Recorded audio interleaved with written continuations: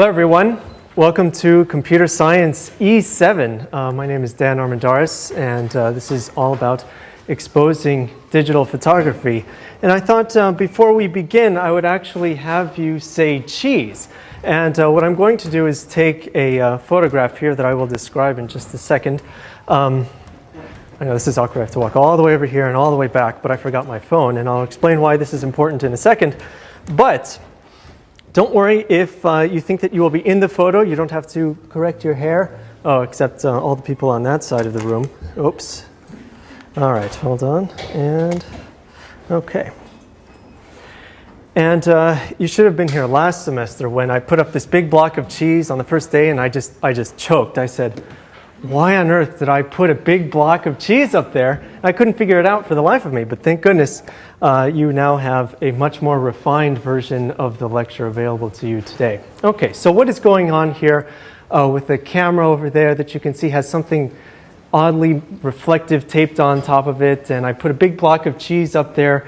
I'm basically taking what's called a pinhole photo, and this is still a digital camera, but because it is digital, we will be able to see the results much more easily than if it was just film and I had to go home, do 1 hour rush processing, and then come back, and all of a sudden it would be all set. But basically, what this is meant to show is that this is a very basic lens on the front of the camera. Even though it's somewhat hard for you to see from here, there's a photo here of what was originally the part that is on top of, or rather in front of the camera at this point right now. And all this is called a body cap. And so you're probably familiar with lens caps, which are the plastic pieces that go on the front of lenses to protect them.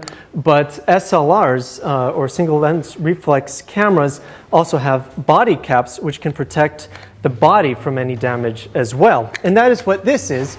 And basically took the body cap, drilled a hole in the middle, and taped a piece of aluminum foil on it. And after much trial and error and after a lot of toil, used a very fine needle to poke a hole in as straight and as middle of this aluminum foil as was possible. And the reason that I did this rather than just using a drilled hole is that this way I could get a much finer hole in the middle of this body cap. And the idea here is that not a lot of light is being let through, as you can imagine. There's a very tiny pinhole, but still what you will be able to see is that we're still able to capture an image. And basically what this implies is that we can really use a lot of things to try to take an image or to try to take a photograph. Luckily, it's not that easy these days to try to make a digital camera from scratch, but you can make fairly easily a pinhole camera. All you really need is a box of some kind that lets in no light, a very small hole at one end, and some film or some way of recording the light on the other end. And in fact, people have used something like Legos even to try to create a pinhole camera. And this is a pretty fun thing to do, especially if you want to teach, well, this is separate from what I'm doing now, but if you want to just teach the more basic concepts of photography, this is a very fun thing to do and just try it out. And you can see that there's a whole variety of steps here. And the reason that I'm showing you this is that partially digital cameras today are very, very expensive. And I know with the economy being what it is, we want to make things as cheap as possible. So here's your version 1 of the camera that you can use for this class.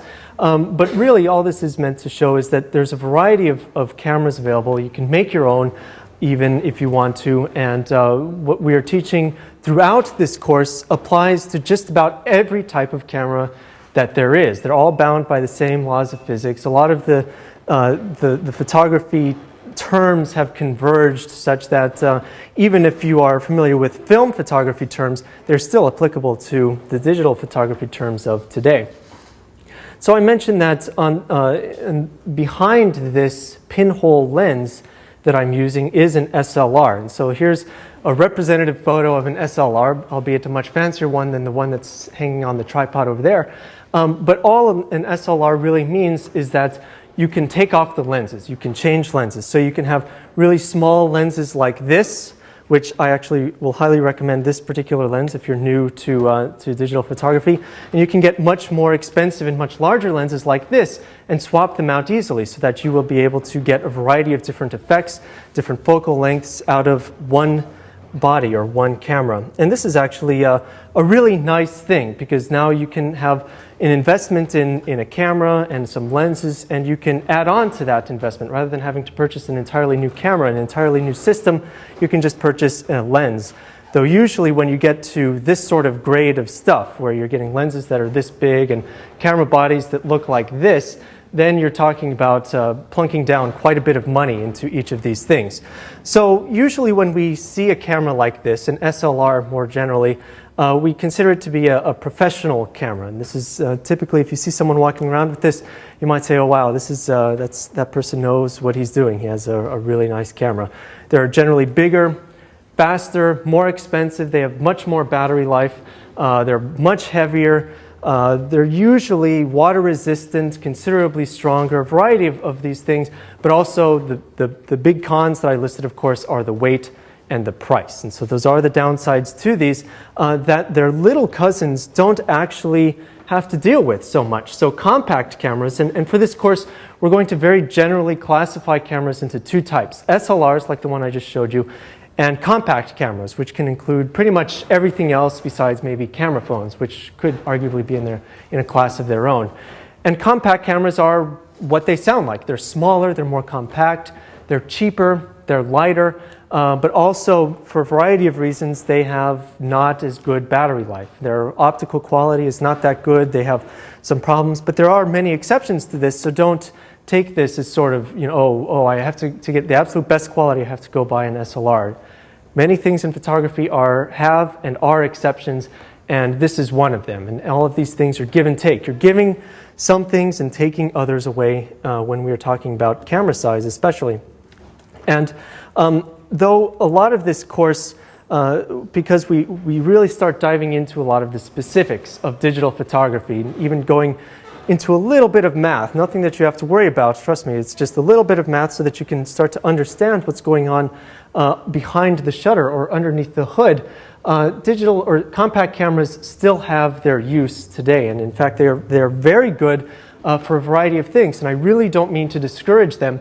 And as an example, there's this website. It's a website called ShapeHim, and there was I think it's a blog of some kind that I don't normally frequent, but I love linking to this because of the content of this one particular blog post. And basically, some people had given some folks from a village in Africa, I believe it's Lesotho is the name of the place. I forget if that's the name of the village or the municipality or what have you.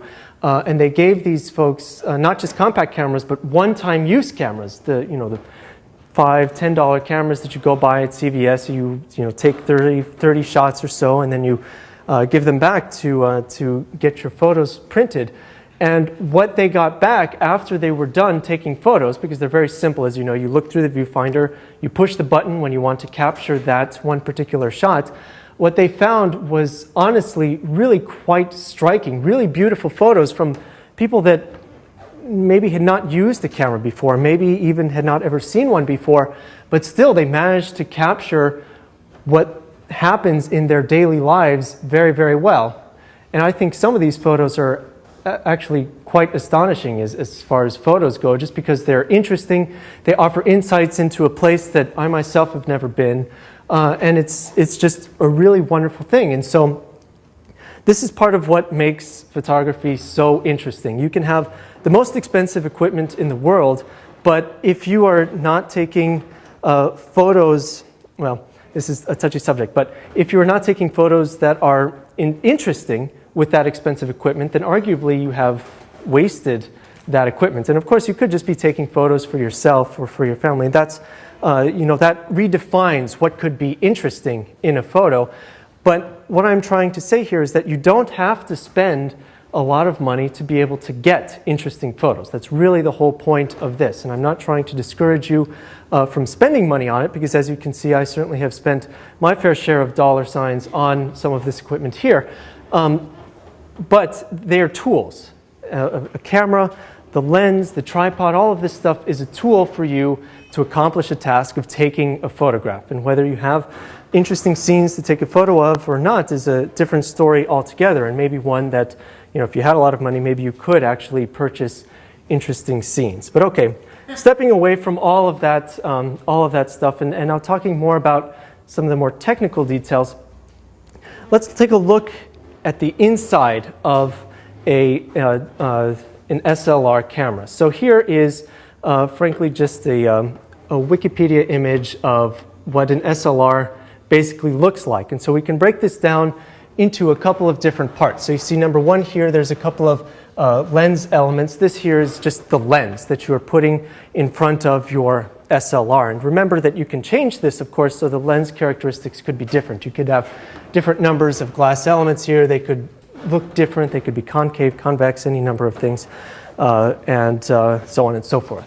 But then what's more interesting beyond the lens is the SLR body itself. So 2 through 8 here. And so you'll see that there is this diagonal line that's marked as number 2.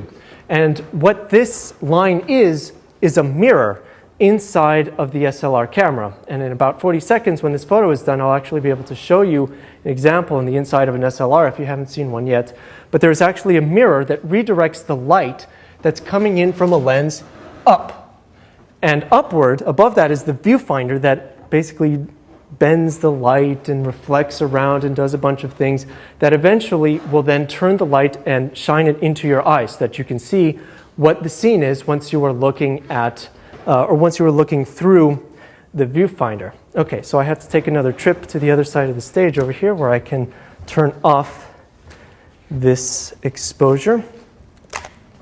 All right, I'm gonna wait a few minutes. Oh, forgot to turn off the alarm first. I gotta say, that's a really annoying alarm and a great one to wake up to because you will get up in the morning. Anyways, okay, so the light is reflected by 2 up into these other parts, 5, 6, 7, and 8. And so 5 isn't really important to us now, but it's what's called a focusing screen. And in many SLR cameras, you can change this focusing screen. This was more important back in the film days before the advent of autofocus cameras, where you could put focusing screens that were maybe a little bit crisper or a little bit duller, or any variety of characteristics, so it would make it easier to focus on something within the screen. And so usually we don't worry too much about 5. 6 is a condenser lens that just helps funnel the light into 7, which is the pentaprism, which I mentioned reflects the light about and into your eye, which is present beyond the diopter 8. Your eye is probably over here somewhere. And a number of cameras feature an adjustable eyepiece, an adjustable diopter, number 8 there, which if you wear glasses like me, then you can actually adjust it so that it can be slightly, the image can be adjusted to be slightly closer or slightly farther away so that you can try to compensate for whichever direction your eye happens to be in. Unless you are actually like me and your eyes are so bad that it doesn't really matter whichever way you go, it's not going to make any difference at all, then you have to wear contacts regardless. Okay, so back to some of the more interesting bits. Number 3 and number 4. So you can see here that we have 2 lines. Number 4 is where all the magic happens. Once number 3, the shutter opens, light is collected, or rather light falls on number 4 and is collected by it. It is the sensor or the film, depending on what type of camera you have. And this is actually going to be really important to us, the shutter and even the location of the film plane itself, or the number 4, because these things affect the characteristics of the camera and will actually impact how your photos will look after you take a photo, in certain circumstances at least. Okay, so here you can kind of see, if you take a step back and look at the overall shape, you can kind of see where the SLR gets its distinctive shape, where it has this sort of funny looking hump on the top, and then it has some stuff going on in the middle here. All of this is because of just this set of circumstances that camera manufacturers have used over time. And I will also mention that for the most part you will see me using and referencing Canon and Nikon cameras, and that just happens to be because they're right now the leaders in the market. And there are, though, very viable alternatives in the market today, such as Sony. Sony's sort of come out of nowhere, especially in recent weeks, with some very powerful, very strong models in their lineup that are going to give Canon and Nikon a run for their money. But still, there are reasons that I still don't recommend some of these smaller companies and would rather recommend some of these larger ones for a variety of reasons. Sony, for example, uses a proprietary mount, and the mount is basically the shape of the back of the lens where the lens fits on the camera itself. And so you, and I mean that is true with Canon and Nikon as well, but Canon and Nikon have a very wide selection of lenses, whereas Sony doesn't yet have that wide selection of lenses. So their lenses are more expensive and also fewer to choose from, which is bad for you. So you could buy a very cheap camera from Sony, but not necessarily yet have the lens choice that is available to you from Canon and Nikon. That's just one example. Okay, moving on. There's a special little icon on just about every SLR that you see, and this exists not only on digital cameras, but also on film cameras. And you'll notice that it is this circle with a line through it, and this indicates the location of the film plane. And what this means is, if you imagine that you have a plane, you just go right through where that line is, that is exactly where the sensor is inside of the body of the SLR. So to remind you, number 4 here, the sensor, where the light falls eventually and where it is captured by the camera, is indicated by this focal plane icon on the camera. And most cameras, if not all, will have this. And this can actually be very, very useful to you, especially if you are making a pinhole camera or if you are modifying in some way the length of the lens on the camera body itself. So typically you won't need to know it when you're just putting any random lens that fits on it onto the camera body, but it is useful, especially later when we start talking about some focal length calculations and some of these other things. It is useful to know where this is. Okay, I'm just sort of blowing through all of this stuff, but does anyone have any questions before I move on? Oh, good. Perfect. All right.